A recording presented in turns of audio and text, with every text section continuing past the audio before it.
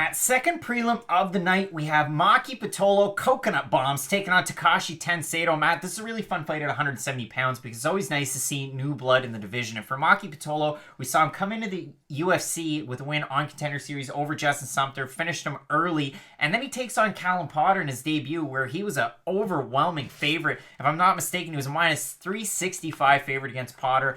It was a loss. I mean, a decision loss. It was a unanimous 29-28 by the judges there. He was definitely beaten in arguably maybe the first round, but for sure the third round, so he wasn't able to finish strong. Whereas for Takashi Sato, this is a guy that came into the UFC off of a pancrase run, which we rarely see anymore. We don't.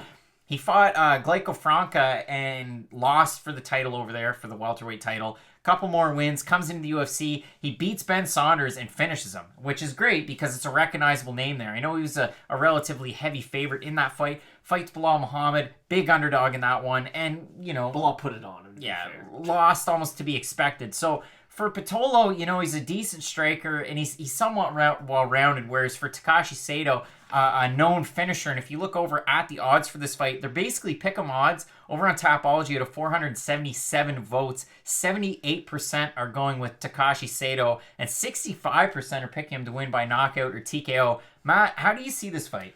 So, if you watch Takashi Sato's style, he kind of reminds me of Tim Means to a certain degree, where he throws a lot of elbows. Honestly, I'd like to see Sato fight Matt Brown before I die. That'd be a really fun fight. But Sato's really good at that. He likes to get top pressure, top control. He'll throw elbows from your guard, kind of like Mirko Krokop did against Gabriel Gonzaga in their second fight. And he does have a lot of really good skills in the Bilal Muhammad fight. I mean, Bilal Muhammad's one of the more underrated guys, not only in the welterweight division, but in all of the UFC. And he had some moments where he did well, but it was just sort of the constant wrestling of Bilal Muhammad was able to tire him out. And that's the one problem about Sato. His cardio is questionable, to say the least.